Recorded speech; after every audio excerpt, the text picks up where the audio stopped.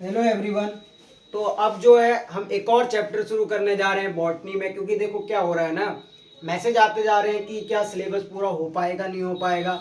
मतलब कई लोग मुझे बता रहे हैं कि क्या हम सिलेबस कर पाएंगे नहीं कर पाएंगे।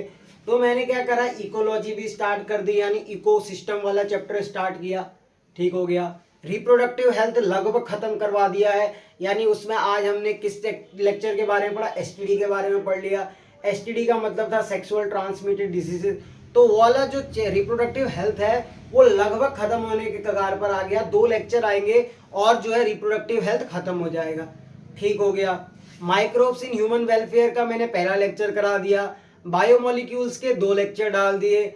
और अब कह रहे होगे सर आप तो एक एक 2 लेक्चर डाल रहे हो, क्या ऐसे पूरा सिलेबस होगा? नहीं, पर मैं चैप्टर शुरू करा दे रहा हूं ताकि आपका बेस तैयार हो जाए, आप चैप्टर को पढ़ सके।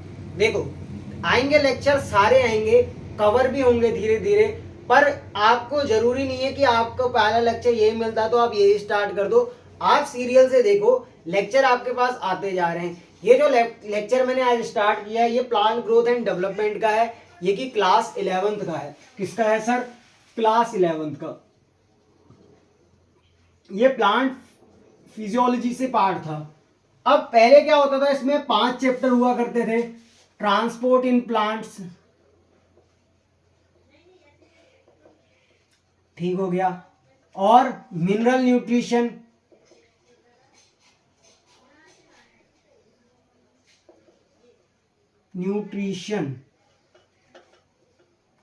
और क्या होता, ये 2 चैप्टर क्या कर दिए सर? हटा दिए।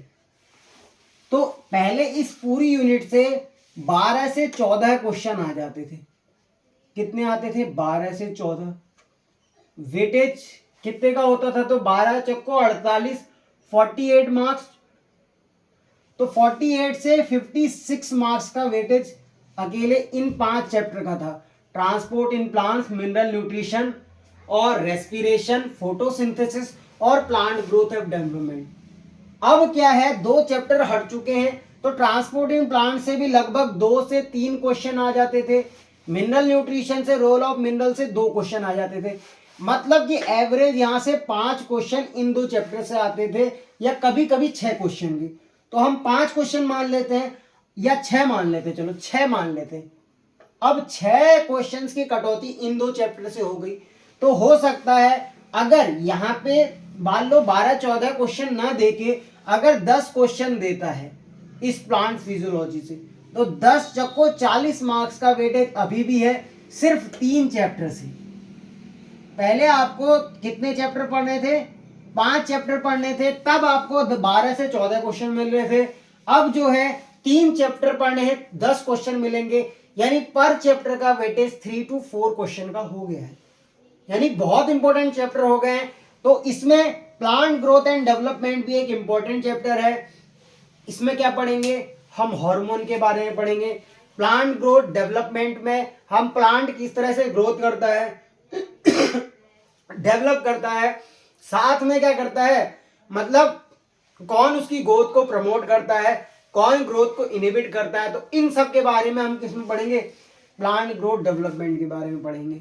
इंट्रोडक्शन देखेंगे, किस तरह प्लांट ग्रो करता है, डिफरेंशिएशन का क्या मतलब होता है, ग्रोथ की प्रॉपर्टी देखेंगे, मेरिस्टेम क्या होती है, डिवाइडिंग सेल का ग्रुप होता है।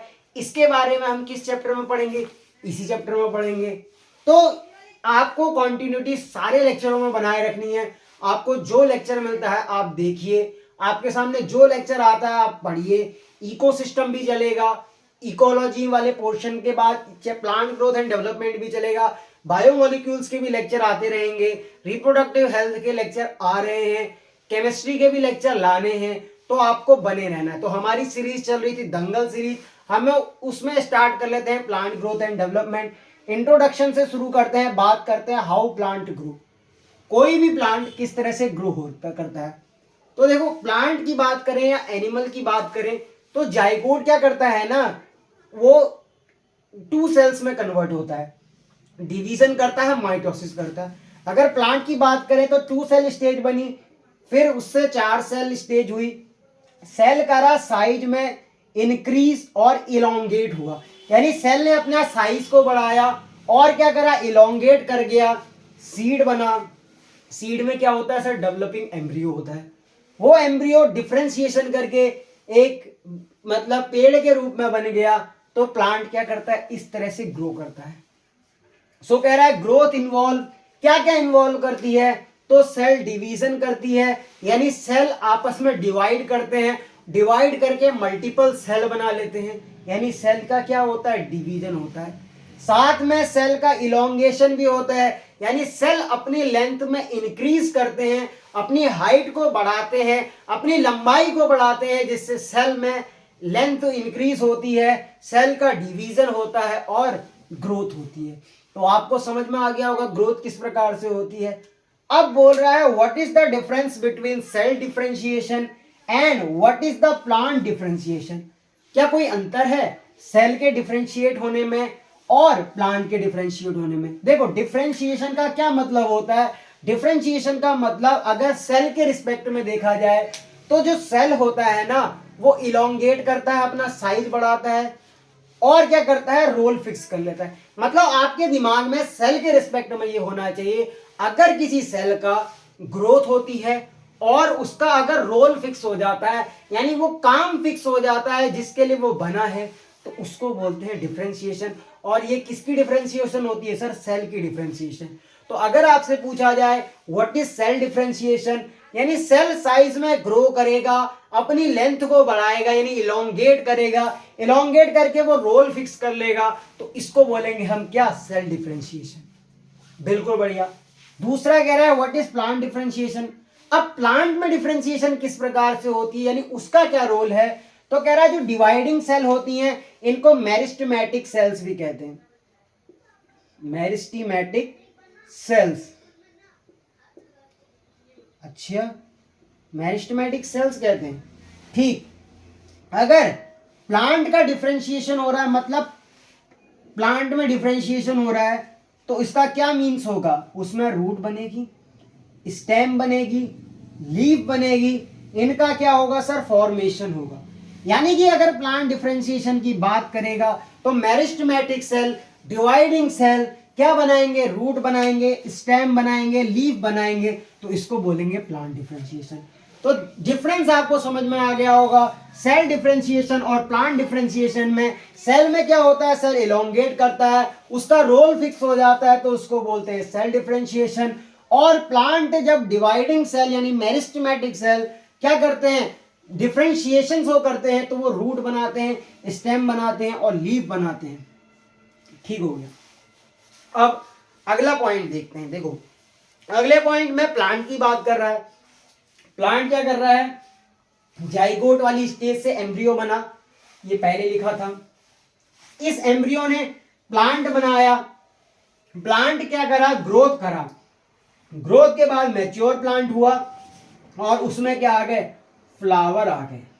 ओ फ्लावर समझे हो क्या, फायर है, वो वाला पॉइंट नहीं देखना है कि फूल समझ के फ्लावर समझे हो क्या, पुष्पा वाला था, तो फ्लावर नहीं फायर है, वहां नहीं जाना है। तो जाइगोट से प्लांट बनता है, यानी कि जो ये फेज होता है वेजिटेटिव ग्रोथ होती है, इसमें किसी भी प्रकार का फूल नहीं आ रहा। तो अगर प्लांट बनने तक की प्रोसेस को, यानी एक जाइगोट से प्लांट बन रहा है, तो इसको बोलते हैं वेजिटेटिव ग्रोथ। यानी इसमें क्या हो रहा है, प्लांट अपनी हाइट में इंक्रीज कर रहा है। ग्रोथ के बाद मैच्योर हुआ प्लांट, उसमें फ्लावर आए, तो रिप्रोडक्टिव फेज हुआ ना, इसमें प्लांट ने क्या करा, रिप्रोडक्शन की, रिप्रोडक्शन के बाद फ्लावर बने, तो फ्लावर बनने की प्रोसेस तक को कहते हैं रिप्रोडक्टिव फेज या रिप्रोडक्टिव ग्रोथ। बिल्कुल बढ़िया। अब देखो ये टॉपिक को मैं अभी स्टार्ट करूंगा ग्रोथ को, तो ग्रोथ जब मैं स्टार्ट करूंगा तो उसके फीचर्स तक लेके जाऊंगा। फीचर्स के बाद आपको जो है मेरिस्टेमेटिक सेल्स के बारे में बताऊंगा, व्हाट इज मेरिस्टेम, उसके क्या फीचर हैं, प्लांट ग्रोथ के बारे में, वेस्कुलर कैम्बियम, ये आप कहाँ पढ़ेंगे, तो ये आप पढ़ेंगे पिछले वाले चैप्टरों में। पर यहाँ पे कुछ बेसिक आपको बता दूंगा, क्योंकि जब आप एनाटॉमी पढ़ के आए होगे तो वहां पे आपने कैम्बियम्स के बारे में पढ़ा होगा। तो ये टॉपिक नेक्स्ट लेक्चर में आएंगे, आज तो इंट्रोडक्शन है। तो पहली क्लास हमेशा लाइट रखी जाती है, जिससे कि आपको सारी चीज अंडरस्टैंड हो जाए, आपके दिमाग में वो चीजें छपने लग जाएं। तो ग्रोथ क्या होती है, it is irreversible increase in cell number, यानी ये इररिवर्सिबल होना चाहिए सेल नंबर में, सेल साइज में एंड ऑर्गन्स में। सर इररिवर्सिबल का क्या मतलब? मतलब ग्रोथ जो है रिवर्सिबल नहीं होनी चाहिए। अगर एक बार किसी की ग्रोथ बढ़ गई तो वो बढ़ी रहनी चाहिए, ऐसा नहीं कि घट जाए। इसका क्या मतलब है? ऐसी कहीं ग्रोथ होती है जहां पे घट सकती है? हाँ, देखो माउंटेन्स में क्या होता है, जो माउंटेन्स वाला रीजन होता है उसमें अगर डस्ट पार्टिकल इकट्ठे होते जाएं या किसी भी जगह पे डस्ट पार्टिकल इकट्ठा होकर मिट्टी का पहाड़ जैसा बना लिया तो वो क्या है, एक रिवर्सिबल ग्रोथ है। हवा आएगी वो फिर उड़ जाएगा। ग्रोथ कैसी होनी चाहिए? इरिवर्सिबल चेंज होना चाहिए। किसमें? सेल नंबर में, सेल साइज में और ऑर्गन्स में। ठीक हो गया, इरिवर्सिबल होना चाहिए। दूसरा कह रहा है ये इन्वॉल्व करना चाहिए बोथ कैटाबॉलिज्म। कैटाबॉलिज्म मतलब होता है ब्रेक डाउन। कोई चीज टूट रही है उसको बोलेंगे कैटाबॉलिज्म, कोई चीज सिंथेसिस हो रही है यानी न्यू मटेरियल बन रहा है इसको बोलेंगे एनाबॉलिज्म। तो कह रहा है इसमें इन्वॉल्व होना चाहिए both catabolism and anabolism. Catabolism means break down, anabolism means synthesis of new material या बायो फॉर्मेशन। एनर्जी रिक्वायर, अगर ग्रोथ करनी है तो एनर्जी रिक्वायर होनी चाहिए, यानी उसके पास क्या होनी चाहिए? एनर्जी होनी चाहिए। एक पॉइंट छूट गया, कॉन्स्पिक्यूअस या ऑब्जर्वेबल होनी चाहिए, यानी इजीली ऑब्जर्व होनी चाहिए। कॉन्स्पिक्यूअस मतलब इजीली ऑब्जर्व हो, ऐसा नहीं कि आपको पता ही ना चले तो क्या ग्रोथ है, यानी वो आपको देखने से पता चल जाए कि वो हाइट में बढ़ा हुआ है या उसमें सेल नंबर में चेंज आया है जो कि इरिवर्सिबल चेंज आया है, तो वो क्या होगी सर? ग्रोथ होगी। एनर्जी रिक्वायर यानी एटीपी चाहिए होगी। ग्रोथ के फॉर्मेशन या ग्रोथ होने के लिए क्या होता है? एटीपी चाहिए होती है, इसीलिए क्या होता है? एनर्जी रिक्वायर होती है।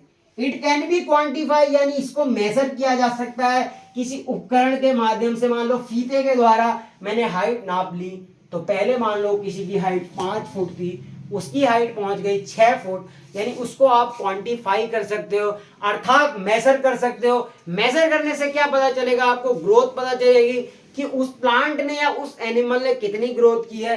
तो ग्रोथ की प्रॉपर्टीज आपको समझ में आई होगी। तो ग्रोथ कैसी होनी चाहिए sir? It is irreversible increase in cell number, cell size and organs, and it is irreversible, conspicuous, observable यानी can easily be observe, involve both catabolism अर्थात ब्रेक डाउन, एनाबॉलिज्म यानी सिंथेसिस ऑफ न्यू मटेरियल। उसके बाद कह रहा है energy require होनी चाहिए, it can be quantified, growth can be measured. तो आज के लेक्चर में हम इतना ही पढ़ लेते हैं। नेक्स्ट लेक्चर में हम जो है क्या पढ़ेंगे? मेरिस्टेम के बारे में पढ़ेंगे, लोकेशन ऑफ मेरिस्टेम पढ़ेंगे यानी एपिकल, इंटरगैलरी और लेटरल के बारे में। ग्रोथ को मेजर करने के लिए कोई एक्सपेरिमेंट है तो उसके बारे में पढ़ेंगे। मेरिस्टेमेटिक फेज के बारे में पढ़ेंगे, ग्रोथ रेट के बारे में पढ़ेंगे जिसमें हम ज्योमेट्रिक ग्रोथ और अरिथमेटिक ग्रोथ करेंगे। यानी अगले लेक्चर में मैं अरिथमेटिक ग्रोथ तक ले जाऊंगा। पहला लेक्चर में हमने ग्रोथ की प्रॉपर्टीज पढ़ ली। तो आज के लेक्चर में इतना ही। बने रहिएगा लेक्चर में, आपको बहुत मजा आएगा इस सीरीज में। Thank you, bye bye. देखता हूँ लेक्चर की ड्यूरेशन कितनी है, तो ओके, बाय बाय।